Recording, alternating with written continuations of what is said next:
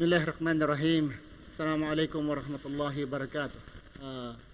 Mga kapatid, dito tayo ngayon sa aking pag-comment. Nag-i-edit ako at ang aking ipapalabas lamang yung totoo. Hindi ako nag-edit para ibig sabihin patayin yung mga salita sa aking katunggali, kundi nag-edit ako para ipalarawan ko ano ang totoo, ano ang katotohanan. Lalabas ang katotohanan. Okay? So, dito tayo ngayon mga kapatid. Tandaan ninyo, debate ito, nangyayari ito sa kahapon. Ito ay October 11 kahapon. Ay sa 12, 2021. Pakinggan natin. Ito ay panahon po ito para magtanong ako sa ating minamahal na katunggali. Okay, so dyan natatapos ang unang pagpapahayag ng ating affirmative, Brother Fernando Camacho ng SDA sa topic na patutunayan po na si Jesus ay walang kasalanan ayon sa Biblia. At syempre yung ating susunod dito ang 5 tanong kay Bro Romas. At okay, so ready ka na bro? Okay. First question. Okay lang ang sound ko dyan? Oh, malinaw. Okay.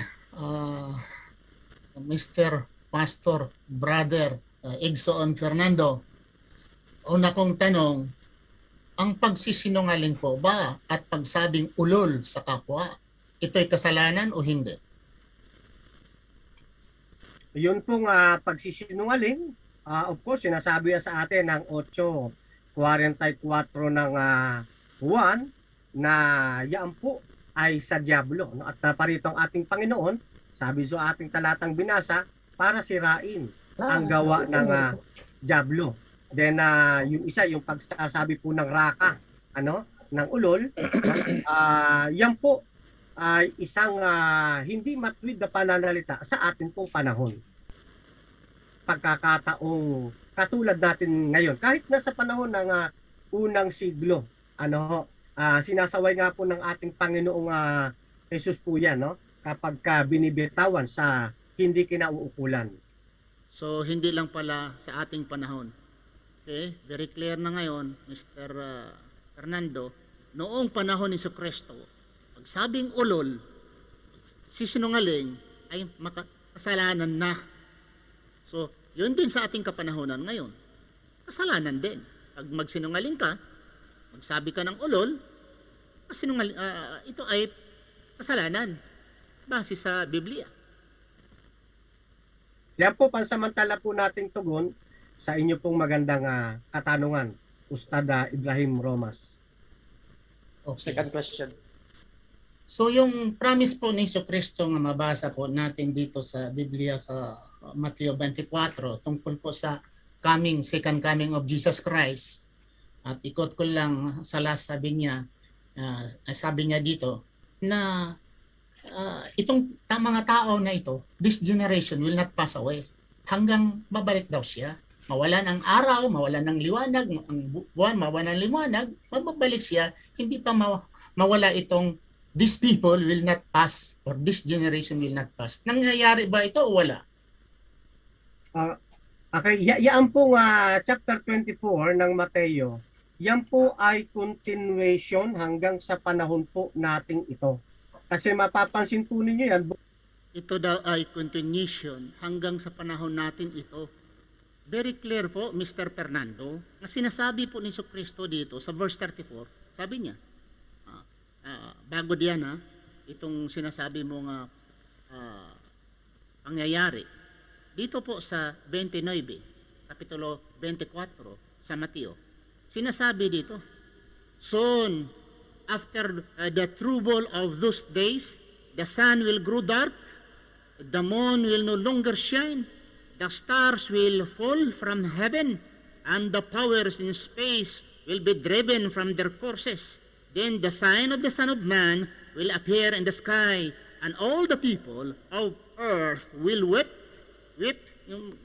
iyak, as they will see the Son of Man coming on the clouds of heaven with power and great glory.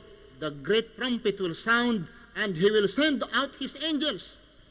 to the four corners of the world, and they will gather his chosen people from from one end of the world to the others.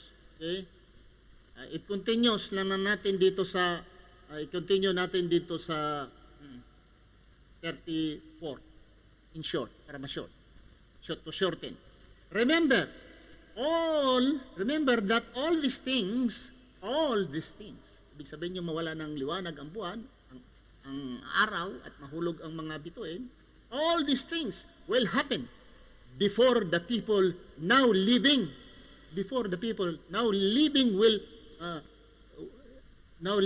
have all died. Ibig sabihin na before living, ibig sabihin hindi pa mamatay, itong mga tao nga buhay ngayon, hindi pa mamatay, ay mangyayari na dito. Mangyayari na. Okay? Basahin natin sa Bisaya. Wala akong Tagalog na Bible eh. Basahin nga natin sa Bisaya. Kapitulo 24, versikulo 34. Basahin natin sa Bisaya. Okay? Hinomdomi kining tanan mahitabo sa dili pa mga matay ang tanang tao nga karon buhi pa. Very clear sa Bisaya. Ang ibig sabihin, mangyayari ito. Mawala ng liwanag ang araw at ang buwan at mga hulog ang mga bituin. Mangyayari ito. Buhay. Hindi pa mamatay itong mga tao na ito. Mangyayari na ito. No. It continues. No? Basahin ko ulit ha sa 34 sa Bisaya. Hinomdomi kining tanan mahitabo sa dili pa mga matay ang tanang tao nga karon buhi pa. Nangyayari ba ito? Mr. Fernando, hindi pa daw yung mga matay. The other translation, the other version of the Bible, this generation will not pass away. This will all happen before this generation will pass away. Hindi pa mga matay itong mga tao na ito, mangyayari na ito. Tingnan natin kung ano ang sagot ng ating kapatid. Yun pong pagsisinungaling, of course, sinasabi sa atin ng 8:44 ng Juan na yan po ay sa Diablo. Kanina, tuloy-tuloy daw ito, tuloy-tuloy. Ay, kaya hindi nangyari. Kung tuloy-tuloy, di mali. Mali yung sinabi nga ang mga bituin may mahulog. Mali yun. Dahil tuloy-tuloy pala. Ang ibig mong sabihin na hindi pa nangyari. Hanggang ngayon, nag-antay pa tayo. Yun ang ibig mong sabihin. Bukod doon po sa binasa po ninyong talata na yon, meron pang mga sumunod na talata hanggang sa talatang 51. At ibinigay din po diyan yung mga palatandaan ng kanyang pagbabalik. Bago 51, dumating tayo sa 28, magdidilim ang araw, buwan, hindi magbibigay ng kanyang liwanag. Nangyari po yan, Mayo 19, 1780. At yung nangalaglag yung bituin, November 13, 1833. Kaya hindi lamang po yan tumutukoy sa panahon na Nalaglag daw ang mga bituin. I complain with this answer dahil alam ko ang bituin, pinag-aralan natin, the sun is the nearest star. At na-research ko ito, ang araw, ang laki ng araw, the dimension of the sun, kung ikarga, ipasok ang ating mundo, Earth, planet, ay 1 million times you research the dimension of the Earth and dimension of the sun. Sabi nga sa mga scientist 1 million times pwedeng ikarga ang mundo sa loob ng araw. www.space.com. Ang sinasabi dito, the Earth, Sun, and facts about the sun's age. Sinasabi dito, ang diameter sa araw compare sa diameter sa mundo. Alam ba niyo ang diameter? Ang ibig sabihin, mula sa kanto hanggang sa kanto. Dito ito magdaan sa gitna. Magdaan sa gitna ang measurement Okay, measurement. From kanto to kanto, pero sa gitna magdaan. Tinatawag niyang diameter. Okay? Ang diameter sa araw 3,927 or 3.4 million. Run out natin, 3.4 million. Okay? Million. 1.3 million or i-round off natin ay maging 1.4 million kilometers. Kilometers, ang layo, kilometers.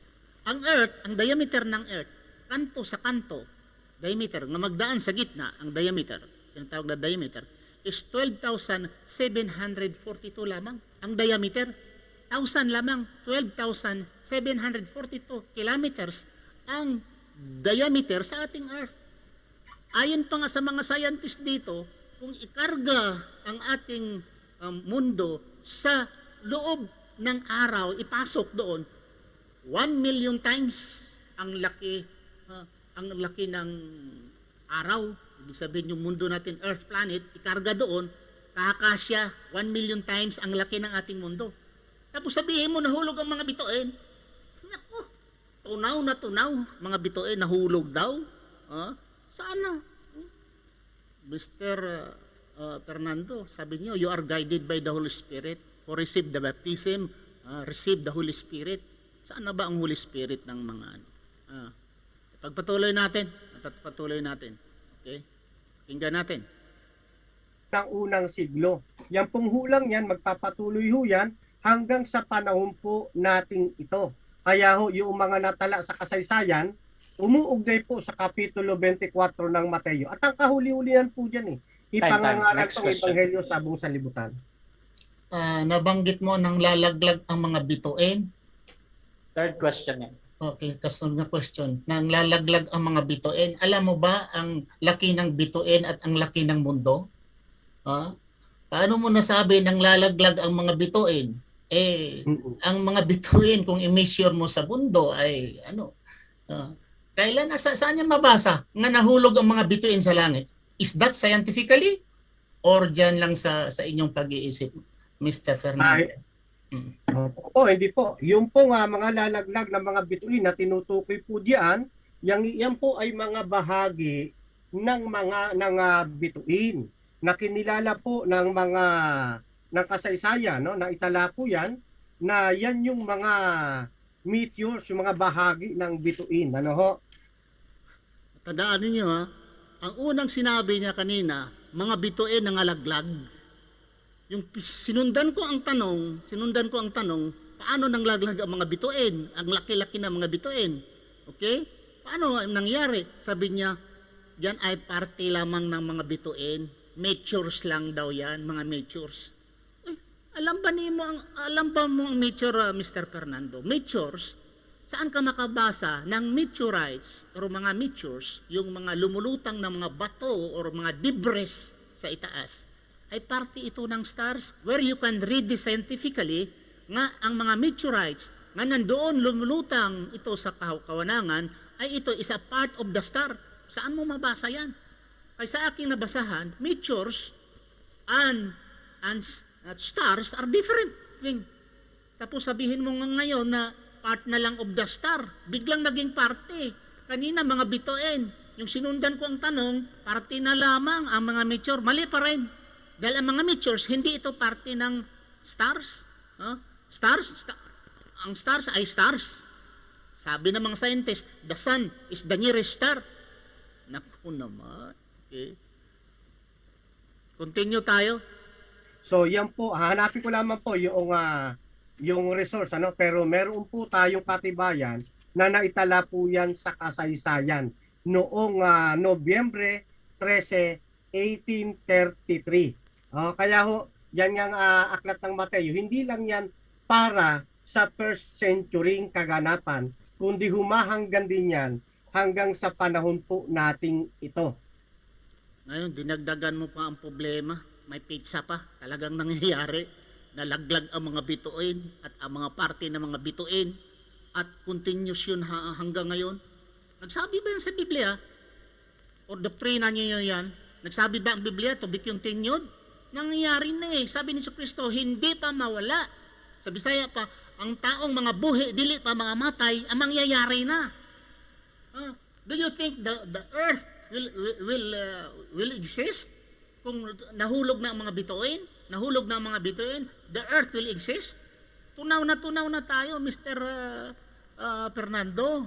Kung nangyayari ulon talagang sinasabi nyo sa Biblia at sinasabi mo mismo at yung libro pa dyan sinasabi mo, nangyari yan, nahulog mga bituin, wala na tayo sa mundo. Tunaw na, tapos na ang mundo. Dahil mga bituin pa eh. Ay elong isang araw, yung araw lang, pagbabagsak sa atin. Imagine, how big is the, ang sun? Sabi nga sa mga scientists, 1 million times ikarga ang ating mundo doon sa araw ay hindi ay talagang kasyang-kasya ang 1 million times. Sabi ng mga scientists, sun is the nearest star.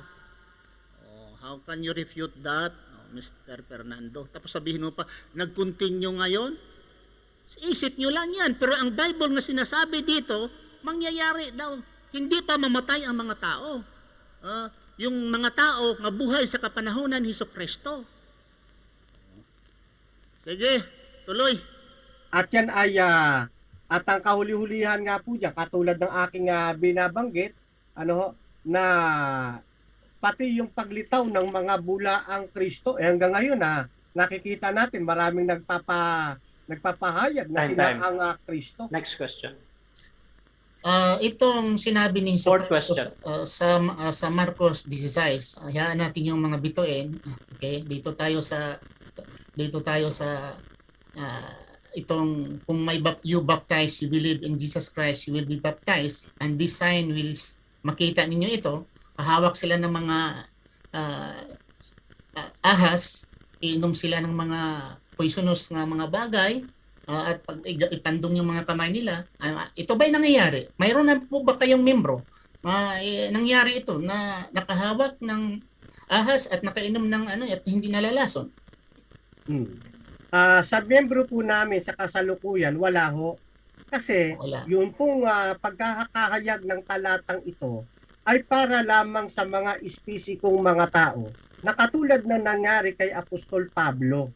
Hindi po ito utos para sa lahat ng mananampalataya.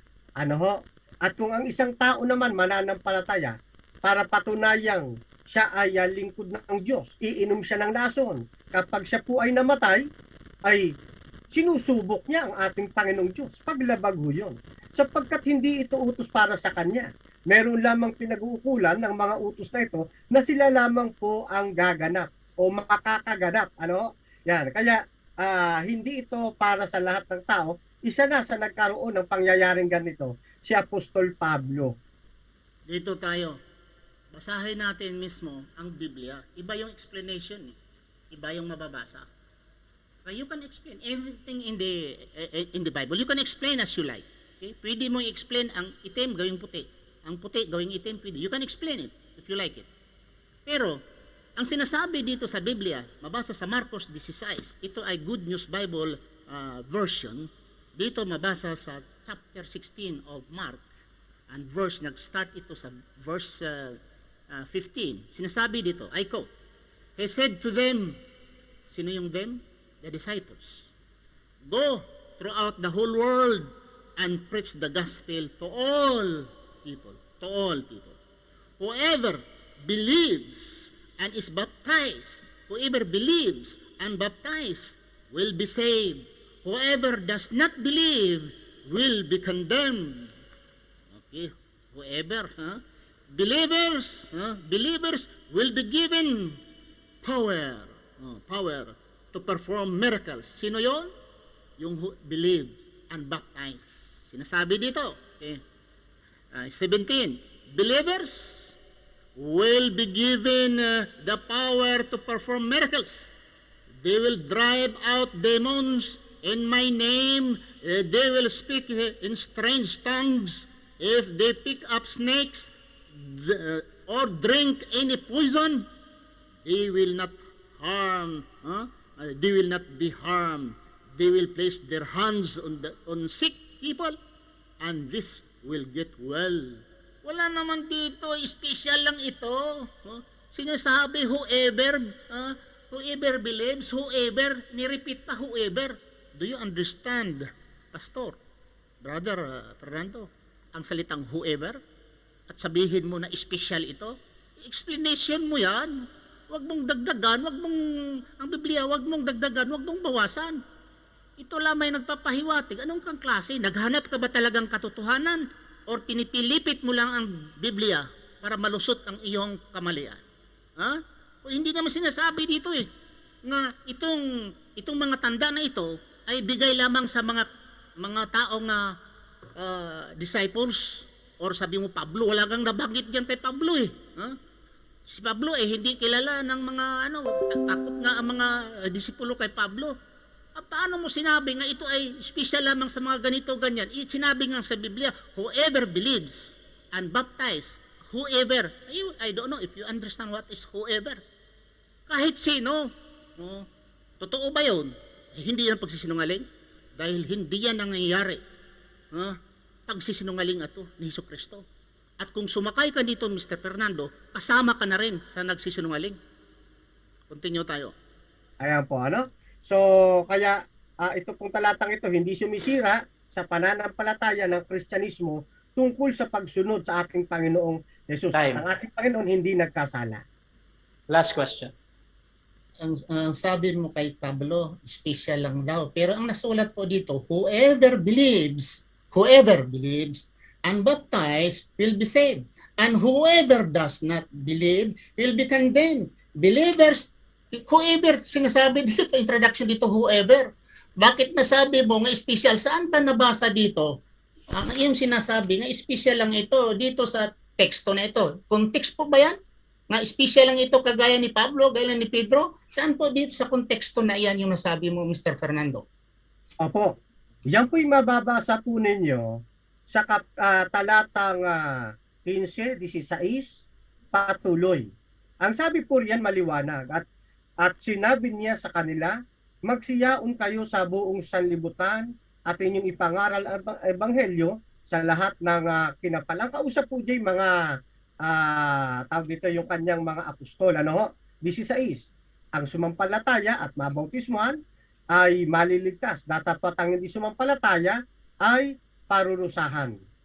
Pinapalusot mo, Mr. Fernando, ang isinasabi dito sa 15, ito mga disciples, nga inuutusan niya nga magmensahe. Sabi mo 15, we'll start on 14.